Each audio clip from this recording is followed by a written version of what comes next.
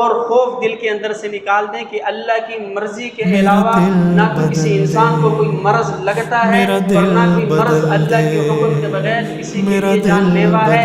تمام چیزیں اللہ خالق کل شیء، ہر چیز کا پیدا کرنے والا اللہ ہے۔ میرا دل بدل دے۔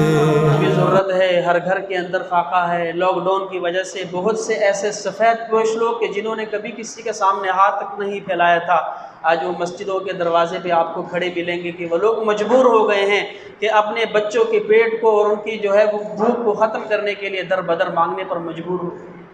تو احسار اور ہمدردی یہ ہے کہ جس طرح ہمارے گھر میں ہمارا کھانا پورا ہو رہا ہے، ہمیں یہ خیال ہو کہ آیا ہمارے ساتھ والے پڑوسی کے گھر میں بھی کھانا پورا ہوا ہے کہ نہیں۔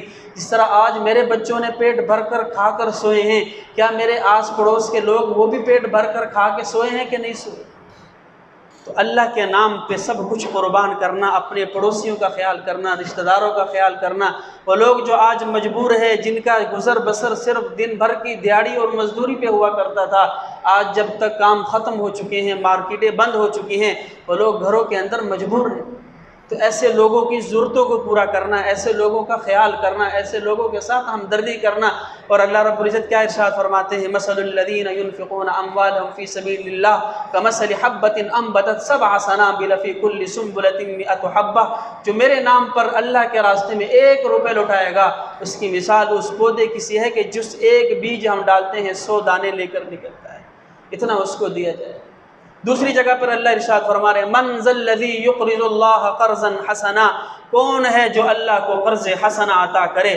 قرض حسنا کیا ہے کہ اللہ کے نام پہ جس نے جو کچھ لٹایا وہ اللہ کے ہاں قرض ہے۔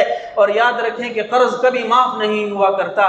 ہم کسی کو قرض دیتے ہیں، وہ قرض دینا واپسی لازمی ہوتا ہے، قرض واپس لٹایا جاتا ہے، قرض رکھا نہیں جاتا۔ اور اللہ بھی قرض مانگ رہے ہیں، ہدیہ نہیں مانگ رہے، خیرات نہیں مانگ رہے۔ اللہ کہہ رہے ہیں مجھے قرض دو، من ذا الذی یقرض اللہ قرضا حسنا، کون ہے جو اللہ کو قرض دے گا؟ جو اللہ کو قرض دے گا اللہ یقینی طور پہ اس کا قرض واپس لوٹائے گا۔ تو اللہ کے نام پر دینا یہ اللہ کو قرض حسنا ہے، اللہ دنیا کے اندر بھی اس کا بدل عطا فرماتے اور آخرت کے اندر بھی دے۔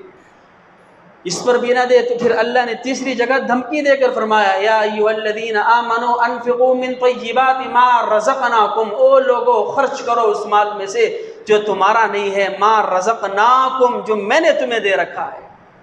یہ تو میرا مال ہے، میں حکم دے رہا ہوں کہ میرے مال میں سے خرچ کرو، تمہارا ہوتا تو تمہاری مرضی چلتی۔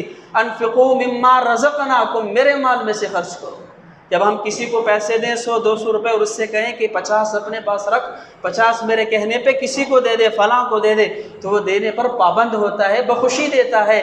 یہ تو اس کا مال ہے، اس نے مجھے دینے کے لیے کہا ہے، اس کی چیز ہے، اس نے کہا فلاں کو دے دوں، میں دوں گا۔ تو اللہ بھی کہہ رہے ہیں میرا مال ہے، میں کہہ رہا ہوں کہ لوگوں کو دو، میرے نام پر خرچ کرو، میرے راستے کے اندر لوٹاؤ۔